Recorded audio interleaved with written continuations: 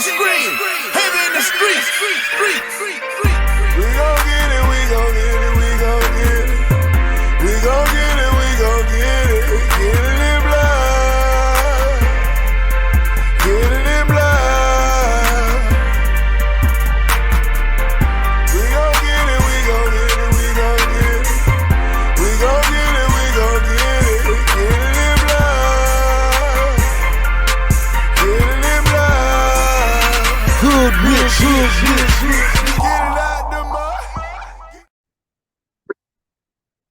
Good evening, everyone, and welcome to Saints and Appetizers podcast.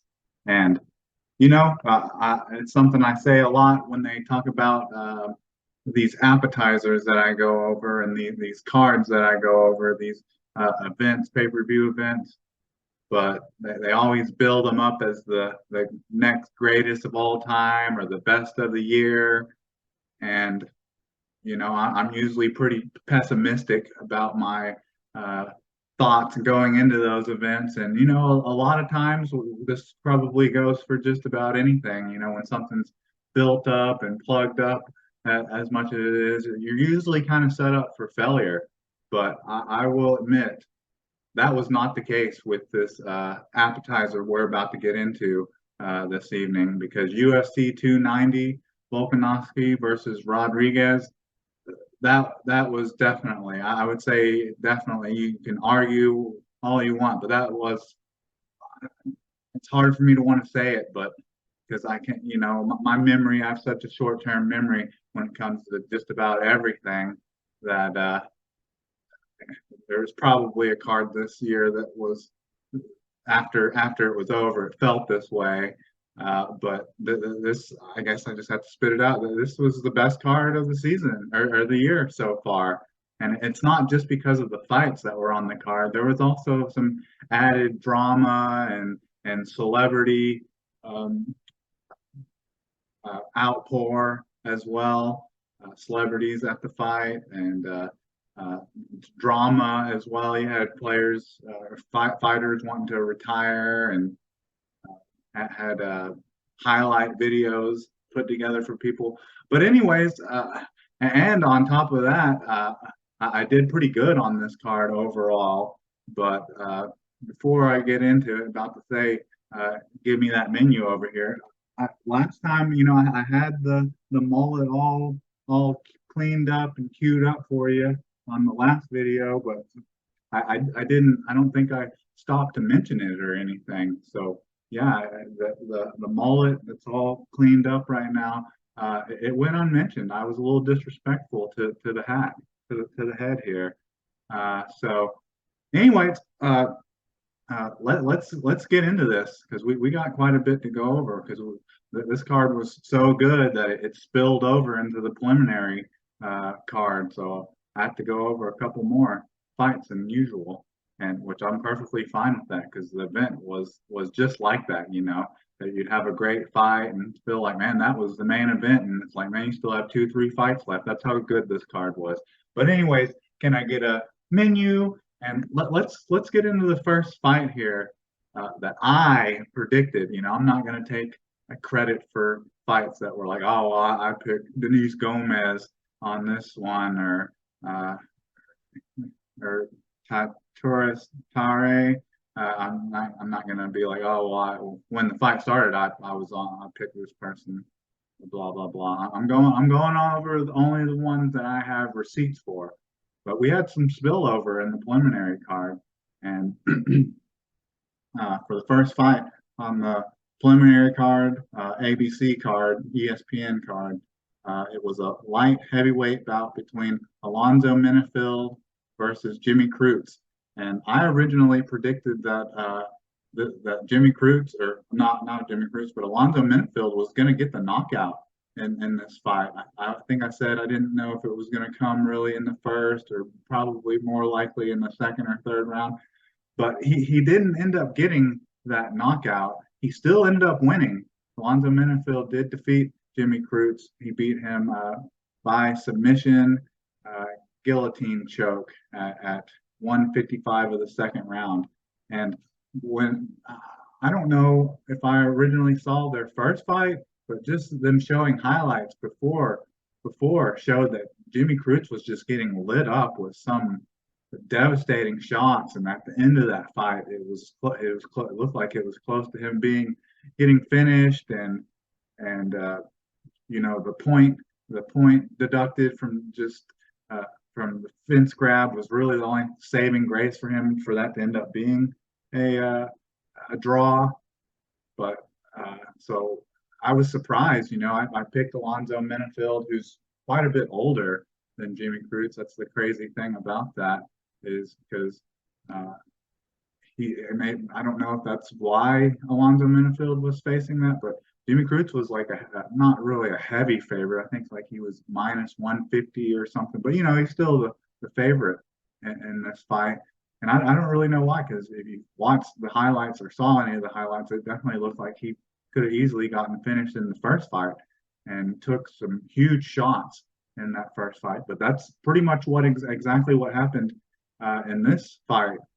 He was just taking all the hard shots that Alonzo Menifield was throwing out, and it just looked like these guys were going to beat on each other for the whole fight until like the second round. It seemed like Jimmy Cruz couldn't take any of those hard shots anymore, and I think if I remember correctly, he went down for like a look. He tried to go and take it to the ground actually, and got caught in that submission, the guillotine choke, where Alonzo Menifield actually had him like mounted, or was on top of him when he had it locked in, and it just looked like that's what they were kind of talking about. How Jimmy Cruz, even though he's only 27 years old, he's had a lot of damage over his career because of the way he fights and takes big shots from people. I mean, he didn't get knocked out, but it just seemed like he kind of folded due to all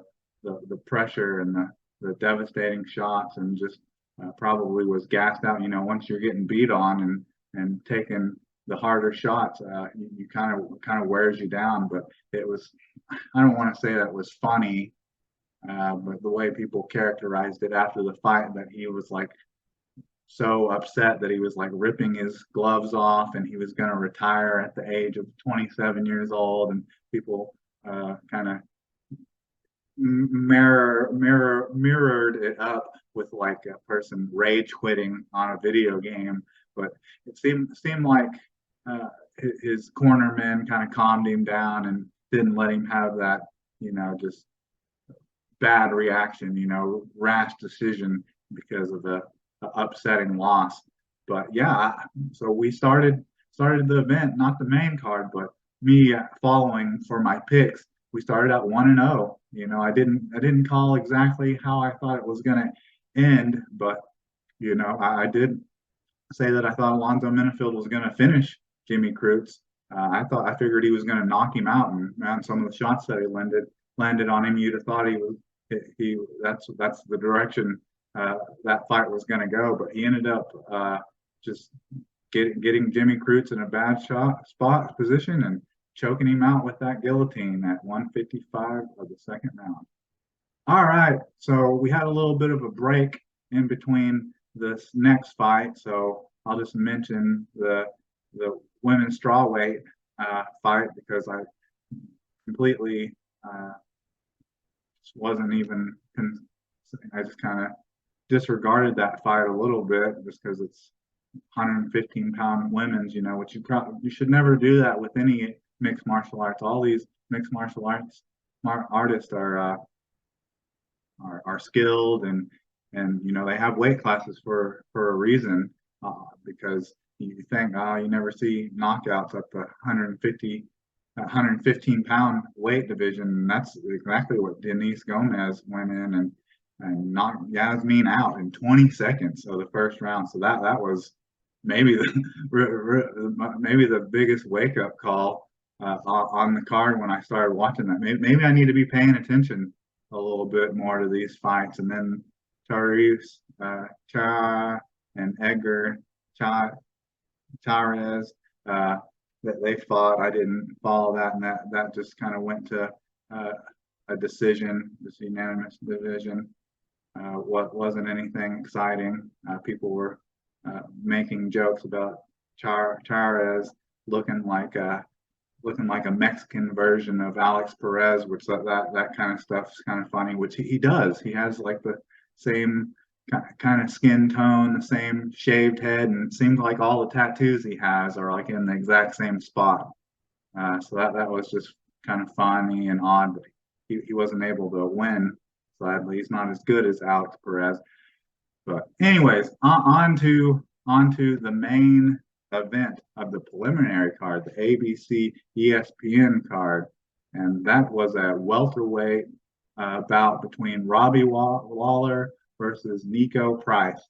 And in the prediction show on picking this, I really didn't disregard Nico Price's skills or that the fact that he's like probably the more young upstart fighter, probably more talented, has a bigger window, obviously, than Robbie Lawler, who's coming to the end of his career and he's going to retire. And I basically just said I'm picking Robbie Lawler just because I want him to win, and I picked that he was going to get a knockout, get a knockout win, and that's exactly what happened. He went in there and I don't know, Nico Price got knocked out KO punches at 38 seconds of the first round, and Nico Price just kind of came in there and wanted to brawl with Robbie Lawler. I think people over the last couple of years or so forget how powerful Robbie Lawler punch is, because he kind of just came in, wanted to brawl with him, and had a couple exchanges with him, and then on that last exchange, he just kind of came in with his head down, and he caught like two. He caught first off, he caught like two shots to the temple. I'm trying to think, yeah, what like two. I'm trying to think if Robbie Lawler's left-handed or not, because I think it was like two left like shots to the temple, and then like a hook came underneath, and then he caught him again on the temple as he was going down, and he folded. He literally folded Nico Price like a freaking lawn chair, like a steel chair in the WWE. He got folded. Like it's like the definition of you talking about someone getting knocked out and getting folded. That's like that's the video to show people if they don't understand that terminology. And that was just awesome. I think around that time Donald Trump had showed up either before or after the fight, so that's always funny. That's always nice to see the reactions from the crowd on that kind of stuff. Don't get too political on this show, but I always think that's funny when those type of characters show up at live events, and seem to get more love at the live event than they do in public perspective and on news outlets. So that's just that was fun as well seeing that. But yeah, so Robbie Lawler had probably as good of a retirement fight as you could have, and then they even played after the fight was over. They even placed together and had a career highlight video of him. And I was kind of thinking to myself afterwards, like, how would they have been able if Robbie Lawler had like got devastatingly knocked out or something, or just beat in general? How are they going to do like the interview for him, or how are they going to play the highlight video if he just got like devastatingly knocked out? But luckily, that's not what happened, and it was really a beautiful thing. It was a beautiful thing to see him getting choked up and everyone in the stadium getting choked up. So yeah, so we right out of the gate, I know it's the preliminary card, just that ABC card, which I usually don't really cover or gets receipts for, but I started out 2-0 on this card. So now that's enough of the prelims, early prelims, televised cards. Let's get to the main card. What we're here for. What most people were there for the night. They were for these 5 main card fights. So let's get to the first one on the card. And it was a middleweight bout between Bo Nichols, who was undefeated, who was 4-0, and then Val Woodburn, who I think was 7-0. And that was what was kind of weird. I guess Bo Nichols, he'd lost his original opponent for this fight. So Val Woodburn, he's coming from definitely a lower product than the UFC, but he's 7-0, has 5 knockouts, and then Bo Nichols, he's 4-0 and has three submission victories in his 3 UFC fights. So, coming into this fight, I definitely, I don't know, with a little hesitation, maybe kind of, just because, one of these guys is a ground fighter and one of these fighters is a knockout artist. When you saw Val Woodburn, I mean, he had an impressive physique. You could definitely tell that a fighter like that, with the right training and technique, would be very explosive. So even picking it, you thought maybe, oh, well, maybe Val Woodburn can get a lucky KO or knockout or something like that. But that's not what happened at all, because I picked Bo Nichols to win this fight by submission, and that's not what happened at all. It just Val Woodburn looked completely like a fish out of water. Even like to start the fight, you could tell that he had looked kind of nervous being on this big UFC stage, and he just looked like a normal, simple person out there. He just, you could tell he shouldn't have been in there with Bo Nichols. And Bo Nichols just, some of the shots he took, he hit Val Woodburn really good a couple times before he actually went down. Like he was stumbling around like he was out on his feet, and that all this happening within 38 seconds of the first round. But then just he finally went to the canvas, and Bo Nichols maybe landed like one extra shot and it was over. But man, he got not. It's like the way he got rocked the first two times. It was like he got knocked out on his feet and he was just stumbling around like a mummy or a Frankenstein almost before he actually got knocked to the ground, before he actually went down for the count. So yeah, so we picked this. This is another one. This was kind of like the opposite of the lightweight, light heavyweight bout between Alonzo Menifield and Jimmy Cruz, because I picked it to go for that one, for Alonzo Menifield to finish that one with KO, but he finished it with submission. And then on the Bo Nichols fight, I picked Bo Nichols to win by submission, but he wins by KO. And interesting little factoid here on that is that the Robbie Lawler versus Nico Price fight that was just before the Bo Nichols Val Woodburn fight, both of those fights ended at 38 seconds of the first round with a knockout. So that's an interesting little factoid. That's something that's, that's kind of a coincidence. That's probably pretty rare that you have knockouts back to back that are in the same time frame. All right, so we're 3-0. We're rolling on this card, and didn't pick exactly the outcomes, of how these fights were going to happen, but I did pick the right ones, and I picked that they were going to get finished or get finishes. So on to the second fight on the main card, and just to remind everyone, this is a UFC 290 Volkanovski versus Rodriguez, which was July 8th, which was this past Saturday, 2023 at T-Mobile Arena in Paradise, Nevada, United States. And there were 19,204 fans there, and it had like a 9.7 million at the gate. So yeah, it was a big event in a mainstream place for those type of sporting events in Las Vegas. All right, so where are we? We're on to the second fight of the main card, the pay-per-view that we just went over, addressed. So it's a catchweight bout of 158 between Dan Hooker versus Jalen Turner. And Jalen Turner is the one that came in. He came in 3 pounds overweight. He came in at 158 instead of 155. But I think he gave up 20% of his purse to Dan Hooker. And man, talk about something coming in as a big payday for Dan Hooker, because this fight, these guys, this was just a lot of people, I think, want to say that the flyweight fight between Pantoja and Brandon Moreno was the best fight on the card, or was the fight of the night. And I think it was it was rewarded, the fight of the night, Brandon Meaner versus Alejandro Pantoja, and then performance of the nights go to Dracus du Plessis and Denise Gomez, who had that 20-second knockout in the prelims.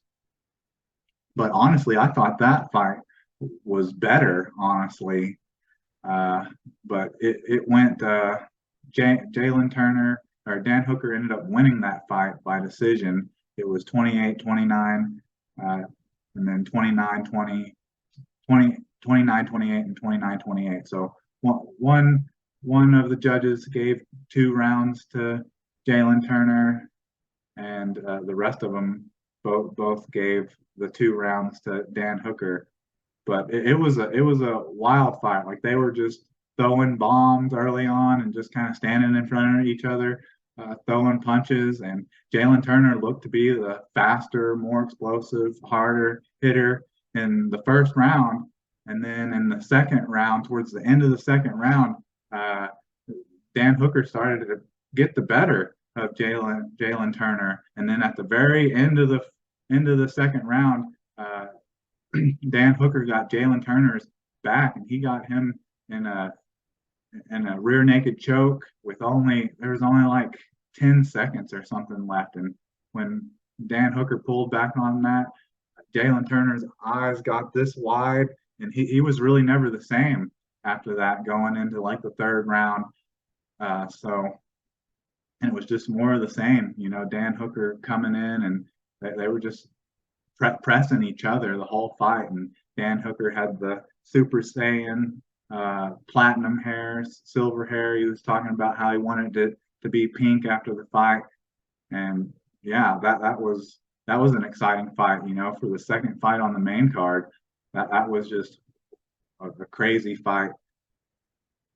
And I even thought to myself that maybe Jalen Turner won that fight, for the judge that gave Jalen Turner 2 of that picked the card, picked him to win for the 2 rounds. Must have had him win the first and the second round, even though he was getting kind of beat up and looked like he almost was about to get choked out in the second round. But he was controlling the first 3 minutes or so of the second round, pretty much controlled and dominated the first round, and then controlled the majority of the second round, but then took a lot more, probably took the most damage of either one of them in that round, and then looked like he was about to get choked out with his eyes getting as big as saucers. But yeah, that was a crazy fight. But before I forget to go over it, I originally picked Jalen Turner to win this, and I picked him to win it by decision. So he didn't win, but it still went the way that I thought it would. I didn't think he was going to get finished. I didn't think he was going to get knocked out or submitted or anything. And 1/3 of the judges agreed with me, even though I agree with this decision. Dan Hooker won that fight. So on to the third fight on the card, and it's Dracus du Plessis versus Robert Whitaker. And I had originally picked Robert Whitaker to win this fight, and I thought it was, most of Robert Whitaker's fights either go to decision, or he gets a knockout, or he loses by decision. But he never really gets stopped.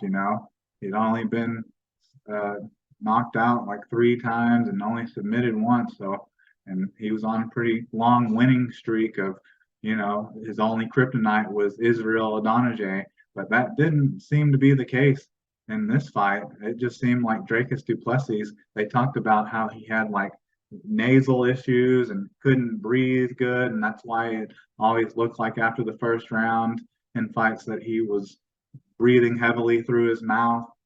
And I guess he got that fixed because he couldn't breathe through one nostril, and then only had 30% air flow through the other one. But yeah, Dracus du Plessis, he just looked like a zombie, constantly coming forward on Robert Whitaker. And I'm trying to think if Robert Whitaker, I think he maybe got knocked down in the first round, and Dricus du Plessis, he won this fight by TKO punches at 2 minutes and 23 seconds of the second round. And it was just the pressure he was putting on Robert Whitaker, constant pressure, and he just kind of wilted under the pressure. And he took those TKO punches after getting knocked down in the first round, and didn't really resort to, neither of them really kind of resorted to any of the ground game really. And yeah, that was really surprising. I wouldn't have been overly surprised if Robert Whitaker would have lost by decision or something like that, or if it would have been closer, at least went close to 33 rounds, but him losing in such, Dricus du Plessis winning in such dominant fashion, and Robert Whitaker losing in that fashion was more surprising than anything. But really, the most dramatic part of the fight was, I talked about how there was drama and celebrity outpour and things like that at this fight. Hell, probably the best part after this fight was the way Israel Donajee from the crowd was staring holes through Dricus du Plessis, and for some reason they let his drunk butt into the ring to trash talk with him and tell him that we're ready, I'm ready for you. And man, he dropped some racial terminology, I guess, several times, and was talking about how Dricus du Plessis wasn't a real African and not his brother. That was more drama and more enough cringe worth for the entire card there. But that kind of stuff, a lot of people get triggered by that or get upset about that kind of stuff. I honestly just thought it was kind of funny. Most times stuff like that happens is funny, and of course that kind of stuff's going to happen when you let a drunk fighter in the cage to talk trash with probably their next opponent. So that was fun on that card for that fight. All right, so now to the co-main event of UFC 290. It is the flyweight championship bout between Brandon Moreno, the champion at the time, was the champion, against Alejandro Pantoja.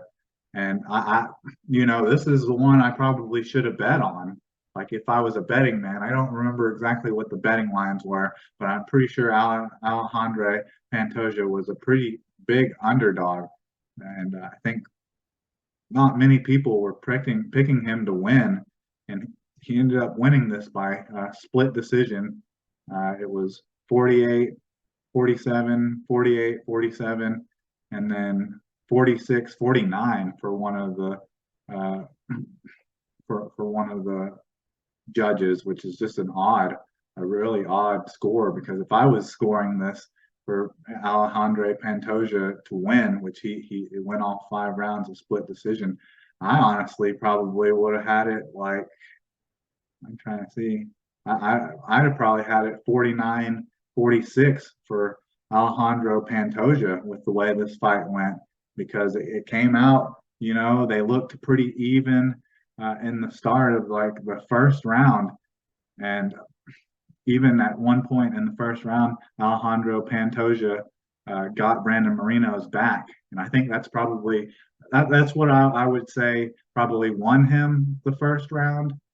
But then it looked, they were talking about how they thought that Alejandro Pantoja got like gassed, I guess, in the first round, and how Brandon Moreno started coming on, looked faster and more explosive in the first round. And yeah, I would say that it didn't really look good for Alejandro Pantoja after the first round. Like he was getting beat on quite a bit and had to get cleaned up quite a bit after the second round. But then it was, for the most part, it was more of the same of the first round for Alejandro Pantoja, but he was working the ground game. There's a lot of people out there complaining about how he didn't cause a lot of damage with the ground game, or really wasn't going with submissions or anything like that. But he was. I'm trying to think if he was got him. He tried to get him in like. Uh, Tried to get him mounted a couple times. I think for short periods of times, he kind of had him in a crucifix, but nothing real serious. And then it was the fifth round where he spent probably half the round just uh, triangled. He had his legs triangled around Brandon Moreno's waist and was piggyback riding him for like the majority of the fifth round. But it's all about like uh, t- time control. Controlling the pace of the fight, control of the fight. Uh, what is it? Significant strikes. Which I think that was like 107 to like 112 or something like that, or 102 to 117 or something like that. But people look at that stat alone and think, oh well, he had more significant fights, so he won the round. Run the fight. But maybe he had those extra, what would it be, like 15 significant strikes. Maybe those all came in one round. So you can't just look at that and be like, well, he landed more significant strikes. It looks like he caused more damage, so he won. It's not really how it works. It's judged. Sometimes people forget it's judged round by round. And I picked Alejandro Pantoja to win this, and I kind of said, it's kind of out of being such a fan of Davison Figueroa, because during that quad trilogy between Brandon Moreno and uh, uh, Brett Davison Figueroa, I was pulling for Davison Figueroa the whole time. So maybe I kind of became more of a not necessarily a hater of Brandon Moreno, but not someone that's really looking to jump on his bandwagon either. And I feel, man, if you read a lot of the comments and stuff after this fight, man, a lot of people that I think are fanboys or definitely fanatics for Brandon Moreno, or maybe they have Mexican heritage or something, so they really don't think Alejandro Pantoja won that fight. But if you're looking through that through unbiased eyes, unbiased glasses, it's hard for you. Should be hard for you if you're an actual fight fan and you've been watching fighting for a long time to say Brandon Moreno won that fight. But I've also can say that I've seen championship fights go like the one against Alejandro Pantoja and Brandon Moreno, where even though it looks like the challenger kind of edged it out and looked like, for the most part, should win the fight, they didn't win. They don't get the decision because of the whole you got to beat the champ to be the champ, or you got to finish the champ to be the champ. So a lot of people are upset about that, saying that, or saying, well, how it used to be like that. But uh, I'm agreeing with the one judge that must have got their score wrong. They're saying 46-49 for Marino. Well, that's actually how I have it, the opposite way for Pantoja. I have it 49-46 because I honestly, obviously, I'm not the only one that agrees. I guess not all the judges agree, but just watching it, I definitely thought Brandon Moreno only won the first round, but only won the second round. So, but that was a good fight.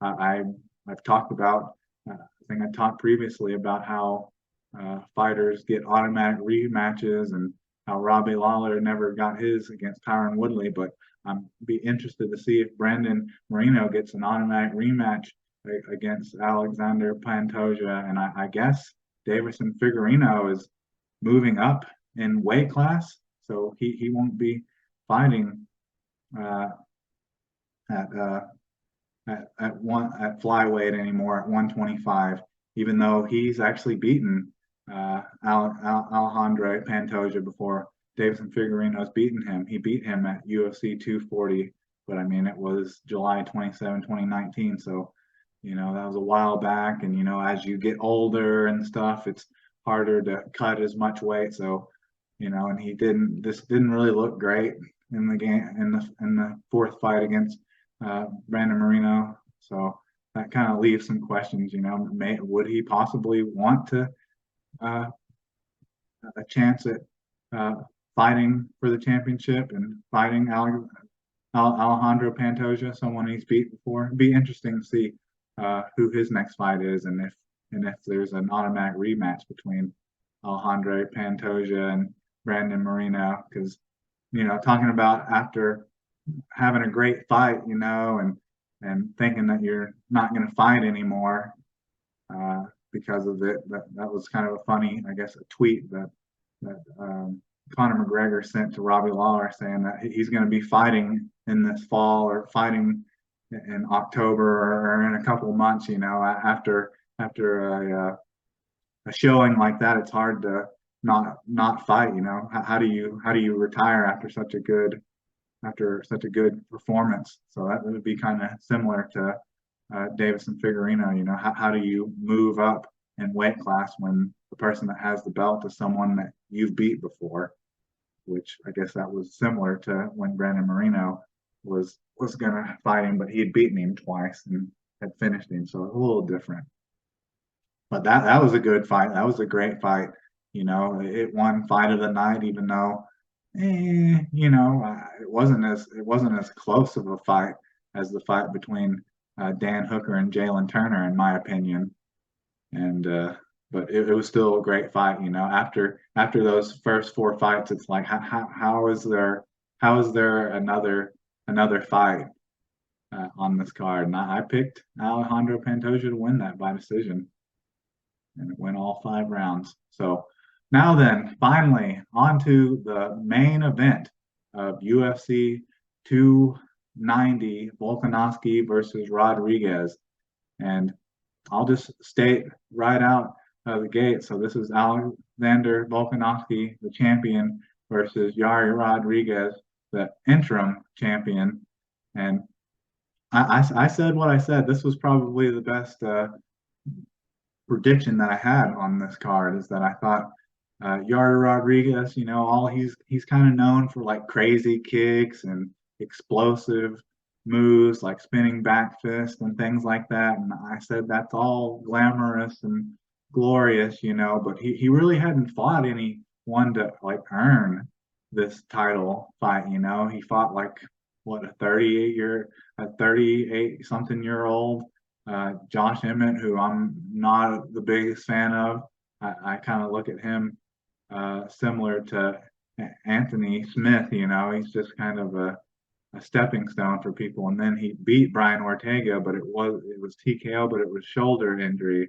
And then his last like real legitimate fight against like a top name came against Max Holloway, and that was all the way back on November 13th, 2021. So I really wasn't giving Yair Rodriguez any chance really in this fight. So in the first round, it was kind of a filling out process between Alexander Volkanovski and Yair Rodriguez, and it just not much came with the stand up. Neither one really landed like any real hard or devastating shots. And I believe at the end of that first round, Alexander Volkanovski kind of showed that he could do better with his ground game, which he hasn't done a lot of that. That's not really what he goes to, but I think he probably showed a lot of people out there after the Islam Makhachev fight that he can wrestle and grapple and Brazilian Jiu-Jitsu with anyone in the world almost. Anyone in that like 3-fight weight division. Between what, like probably 135, 145, 155, maybe even 170, and that's what happened throughout the next 2 rounds. In the second round, it was just pretty much Alexander Volkanovski just like dominating Yair Rodriguez with a TKO, with just ground and pound. And then finally at 4 minutes and 19 seconds of the third round, he finished him on the ground with TKO punches. Yair Rodriguez just wasn't defending anymore and was just done. And that's how I predicted this fight to go. I predicted that Alexander Volkanovski was going to get the knockout in this fight. I didn't really know if it was going to become like way of like ground and pound and all that. I thought it maybe would have just come from a standing knockout, maybe a high kick or something like that. But that's not really how it happened. Uh, he just kind of wore on him with the wrestling and the grappling, and finally just unloaded on him with ground and pound. And that's how I predicted this fight to go.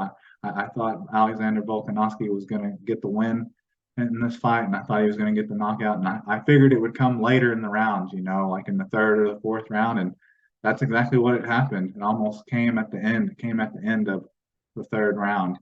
And,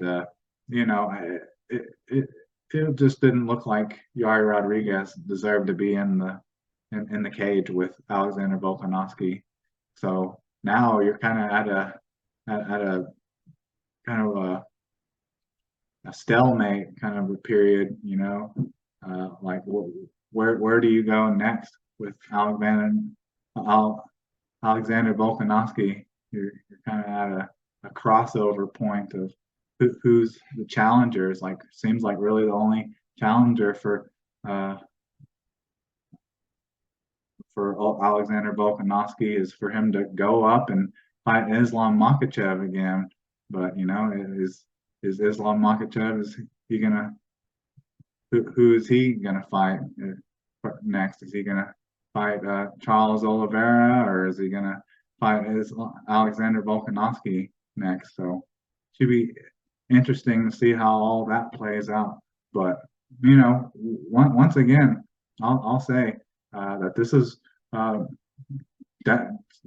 definitely you can argue, almost not much of an argument to say that this was the best card of the year so far. And more. I need more. I need more cards like this that are exciting and have the fanfare and the drama behind them, all that. So just feed me more of that. So for the next card, I'm trying to think. It's a UFC 291 will be the next card that I'm on. And I talked about how this card was finally one that was like a month away. I think this is only like 3 weeks away. This is still in July. This is July 29th that this card is. So that they're getting back on that 2-3 week period between fights, and that has some fights on it. Dustin Poirier versus Justin Gaethje for the BMF championship. Jan Blachowicz versus Alex Pereira. Some good fights on there. That's kind of what's kind of funny and a little bit cringe about that card, is the reason it's a pay-per-view. Most pay-per-views have a title belt on the line, but this one didn't have like a legitimate title belt on the line. They kind of had to make one up for the pay-per-view's sake with adding the BMF title. But those guys had a crazy fight before, and that Alexander or Alex Pereira versus Jan Blachowicz fight will be very interesting. I'm very interested in how the outcome of that will come. Like, can Jan Blachowicz withstand the striking and knockout ability of Alex Pereira long enough to get him down, or how well can Alex Pereira defend Jan Blachowicz' takedowns? So I'm ready. Like I said, I need more card. Every card needs to be like UFC 290, but obviously we know that isn't the case, because if it was, people would start getting bored with fights and events that are that good. But anyways, I think that's all I have for you this evening. So with that, like I said, just bring me more, feed me more great cards like that. And can I get a check, please?